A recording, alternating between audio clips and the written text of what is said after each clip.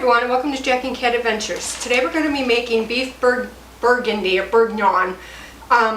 What you're going to start off with is you want to get all your vegetables and stuff chopped and ready to go, because this will go really fast. And the press Jack's laughing at me because I don't know how to say it, but it's delicious anyways. I'm going to use my Instapot. It's going to cook really fast. So on sauté, you're going to add 1 tablespoon of extra virgin olive oil. Okay, and then you're going to add 6 ounces of roughly chopped bacon. I just used half of the package. And we're going to brown this until it's crisp. In the meantime, while that's browning up to get crispy, we're going to chop 1 carrot, 1 large onion, and altogether 6 cloves of garlic, but you're going to put 2 cloves of garlic aside for later, okay? So everything needs to be chopped pretty small on that. It says a 1/2 inch on the carrots. I did mine a lot thinner because I'm finding that the fresh carrots are not cooking in the meals I'm making. They're kind of staying a little bit crisp, and I don't like soft as we like. Yeah, them. I don't like them crisp. So let me get this browning, and then we'll move on. While my bacon's cooking, I'm going to chop up my meat. You need 3 pounds of beef brisket trim of fat, or chuck steak or stewing beef cut into 2-inch bites. Now this is from a filet of beef that Jack trimmed for Christmas.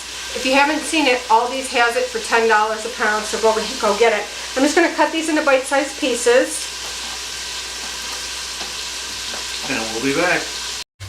Alright, once your bacon's crisp, take a slotted spoon and pull out that bacon, put it in a bowl. Don't get splattered. Yeah. Put in our cut meat, and we're going to brown it on all sides in that fat. Alright, once all your beef is browned, you're going to add your meat and your bacon back to the pan.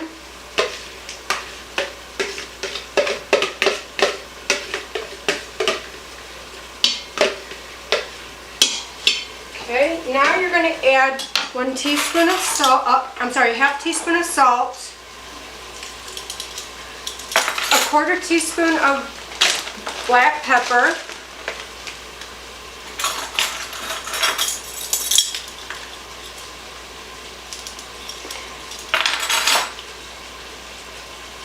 and 2 tablespoons of flour. And we're going to cook that for about 3 minutes so that flour gets cooked, okay? Stir it all around and cook it for about 3 minutes so you don't have that raw flour taste. And this is what's going to give you thicker gravy too, is that flour. Now once your flour is cooked in, we're going to add 2 tablespoons of tomato paste. And the same thing, we're going to want to cook this just for a couple minutes because tomato paste has a lot of flour in it, and you want to cook out that flour taste. It'll taste like raw. So I'm just going to cook this just for a minute. Now while you're cooking this, keep scraping the bottom of that pan for all those good drippings. That's where all your flavor is going to come for your gravy. Rajou. Yeah, for your gravy. It's going to be delicious. Make sure all the meat's covered with that tomato paste. I'm just using a slotted spoon to scrape the bottom.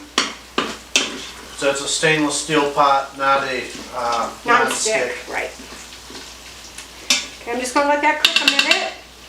Alright, once your tomato paste is cooked, now we're going to add, you can do 3 cups of red wine and 2 cups of this is beef broth. Or you can do 3 cups of beef broth and 2 cups of wine. I'm going to do more beef broth than wine just because I like it that way. So I'm going to pour that in. Then I'm going to pour in 2 cups of wine.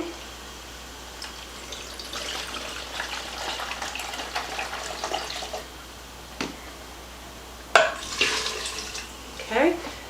Now we're going to stir that. That's where you really want to get all that goodness off the bottom of the pan into their gravy. It smells amazing. And then you're going to need 1 bouillon cube.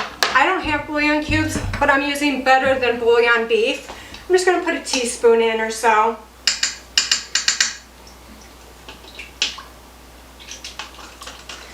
I'm going to get that melted in there.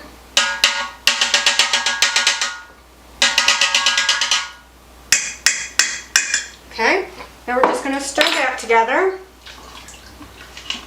Oh my God, this smells delicious already. Then you're going to add 1 teaspoon of fresh thyme cut really small. If you don't have fresh, just go ahead and use dried, no biggie. And then you're going to need 2 tablespoons of fresh parsley, chopped.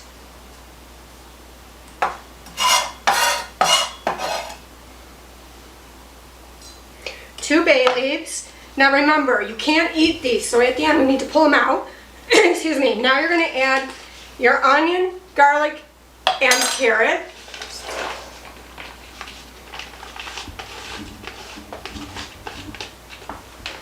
Okay, I'm going to stir that. I had to check it out, you know. Quality control.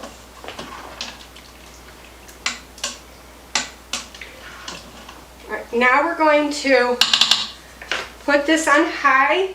We're going to shut it off. All right, we're going to cook it on high pressure for 30 minutes. Once you have your Instapot going, you're going to get a pound of mushrooms. You're going to clean them, and you're just going to quarter them. You're going to take 2 tablespoons of butter, and we're going to melt that butter in the pan, and we're going to cook these mushrooms with that butter. I'm going to say I like to get mine a little bit crispy brown. If you don't want to do this step at all, just cut the mushrooms, and once your Instapot is done, you can just stick the mushrooms in there and let them cook. But I find this is going to be better, and it'll have a little bit of a bite to it. Alright, once your mushrooms get to your likeness, I like mine nice and brown like this. You're going to add those 2 cloves of garlic that you saved. And we're going to cook this for about a minute until it smells fragrant. Alright, once you start smelling your garlic, it's done. Let's pull it off the heat. Now once your Instapot is done, I have 5 minutes left. Let it release on its own for 10 minutes, and then you're going to auto-release it yourself after the 10 minutes, okay? Alright, once your pressure's all released, we're going to turn it back on the sauté, and we're going to let it cook for 5 to 10 minutes or until it's thickened. I gotta see how it looks. It will thicken because you had that flour in there for the meat. Oh, it looks good. It smells amazing. Yeah, it does. Oh, yeah. In the meantime, I'm going to pick out the bay leaves and just throw those away. Alright, once it gets to your like thickness that you like, then add in your mushrooms if you're using them, and that garlic. And then we're going to mix that in. And I'm just making some instant rice to put this over. There you go. That's it. Please like, share, comment, and subscribe. And remember, you do you.